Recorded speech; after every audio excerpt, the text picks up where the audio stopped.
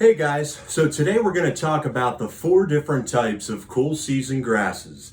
We're going to talk about what grasses you have growing in your lawn right now and what would be the best choice to seed your lawn going forward. So these are the 4 main types of cool season grasses. And you can see here they're a little bit different. Each one will start over here. This one is Kentucky bluegrass. As you can see, nice dark green color. And then you go over here. This one looks very, very similar. This right here would be called perennial rye. And then the big thick bladed stuff. Right here, you've got tall fescue. And then fine fescue right here. So this is a map here of the continental United States, and it shows you all the different zones of what types of grasses grow where. And you can see the cool season area, which is, your Illinois, Indiana, Ohio, Pennsylvania, from the bottom of those states up. That is where the cool season grasses grow. And that's what we're talking about today, is the bluegrass, rye, fescues, etc. So Kentucky bluegrass now, that is probably the most popular cool season grass. Has medium to fine width of blade, nice dark green, emerald green color. And when you go to a lot of professional sports fields, this is usually what is on the playing surface. NFL stadiums, Major League Baseball stadiums, those amazing looking, turf types that they use there are almost always Kentucky bluegrass. So what really separates Kentucky bluegrass from the other types is its ability to self-repair. So this is a rhizomatic grass. So it has these rhizomes that it's like an underground root system or vine-like root system that spreads laterally across the ground. And this right here allows it to self-repair and also choke out some weeds. Bluegrass is also a very versatile grass. It can be grown by itself as a pure KBG blend, or it can be grown in a mixture. Sometimes you see this in sun and shade mixes. Also, some people even put it in some tall fescue. It can be mown low, it can be mown tall, either or. It's very adaptable in that way. Now, one of the big downsides to Kentucky Blue is it takes a long time to germinate from seed, usually about 21 days. So a lot of people that go out there and buy themselves a bag of pure bluegrass seed, they find themselves disappointed when they've been watering for 2 straight weeks and there's really nothing to show for it. You have to be very patient in that way, and that's why it's used in a lot of blends with like perennial rye that helps germinate a little bit faster. Another good way, to establish a bluegrass lawn is by buying bluegrass sod that is already established. It's a little more expensive, but at least it can give you a pure bluegrass lawn very quickly. Bluegrass is also very high maintenance. It requires a lot of water. So in those hot, dry summer months, if you're not irrigating your bluegrass lawn, it will turn brown and go dormant. It also requires a lot of fertilizer. Bluegrass likes to be fertilized on a regular basis, at least 4 to 5 times per year. Overall, Kentucky bluegrass may just be the best type of cool season grass, and that's why it's called the king of the turf grasses. The next type of grass here is perennial ryegrass.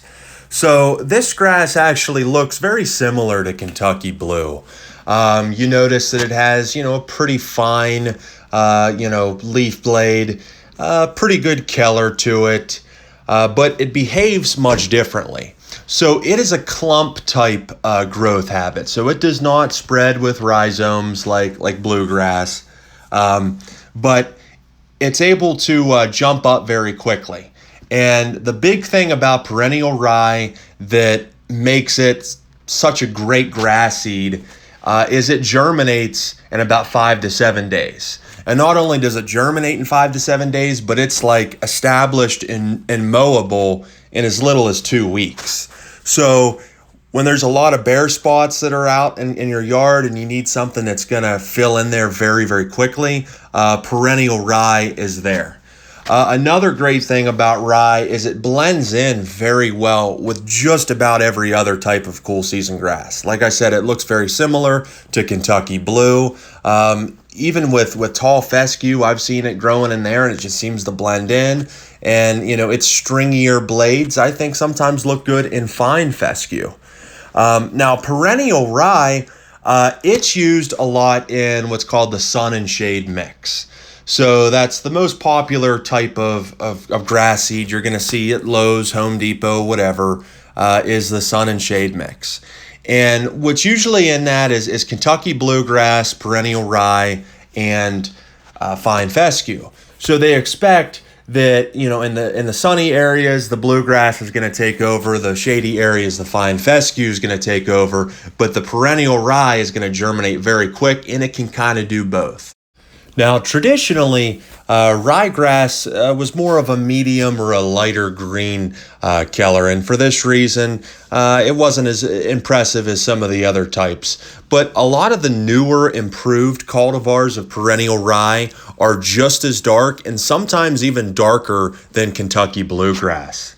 Perennial rye stripes better than bluegrass because it has like a silverish or sometimes a grayish tint on the back of the blades. And when you get the mower that, that rolls them one way and then comes back and pulls it the other way, it really makes a nice contrast in the sun and makes those stripes even more noticeable.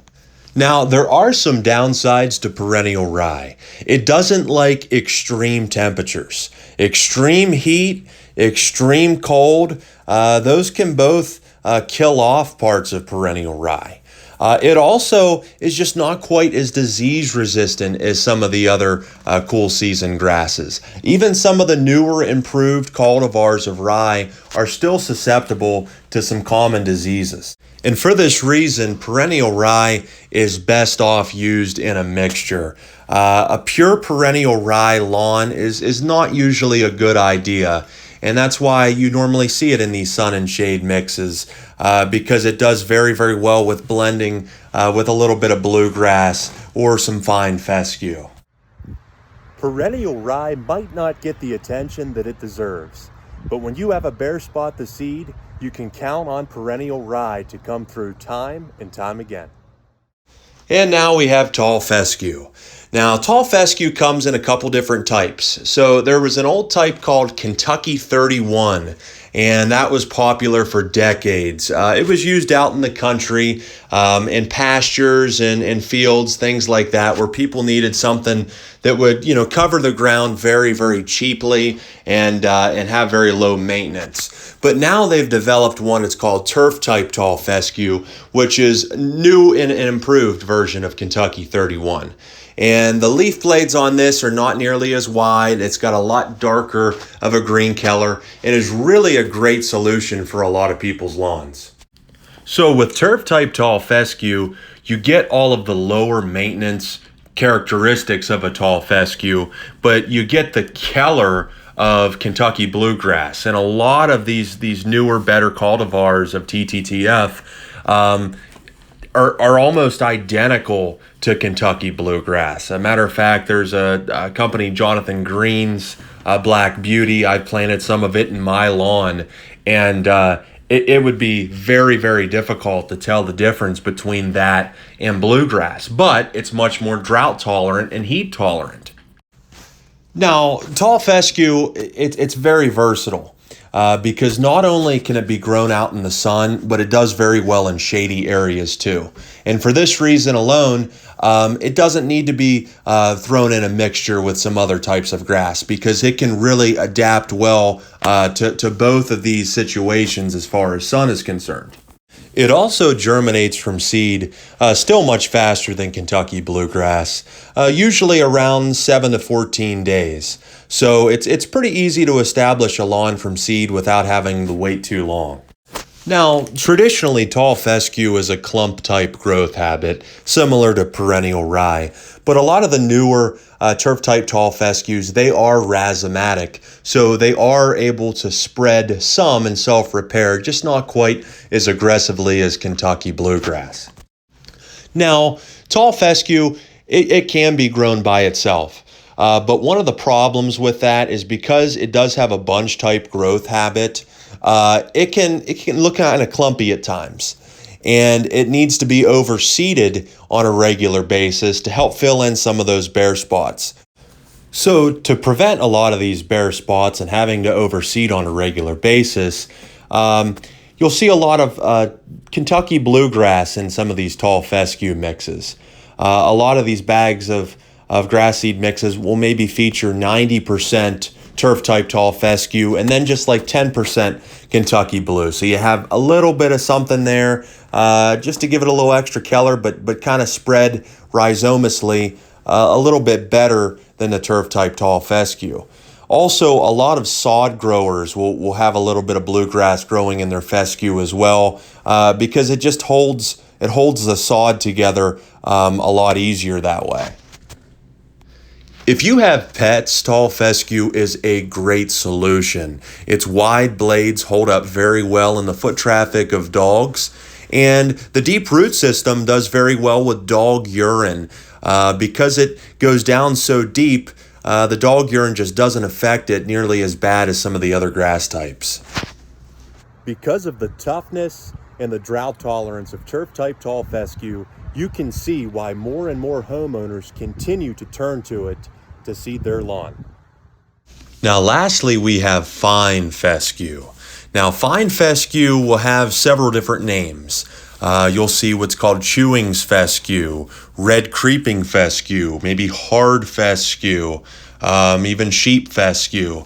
But these are all a very fine bladed grass. Now, this is much different than tall fescue. Fine fescue does very well in shady areas and is very low maintenance.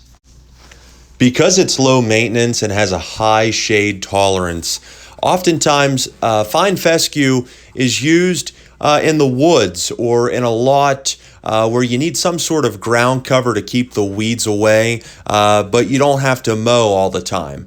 Sometimes it's also used on very steep hills where it's very difficult to mow and you need something that can be overgrown but still look decent. One of its problems, though, is it does very poor in foot traffic. When there's a lot of foot traffic, it will want to lay over on itself and just won't stand up straight and look uniform like some of the other types. And this is a reason why, again, you see it mostly in mixtures. When there's a shady area underneath a tree and nothing else is growing, you can rely on fine fescue to come through time and time again. Well, there you have it. There's the 4 different types of cool season grasses. And just to let you know, I chose Kentucky bluegrass for my front yard.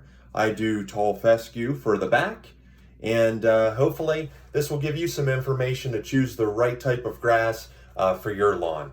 If you like this video, I would encourage you to like and subscribe to my page for more good content about lawn care. Thank you.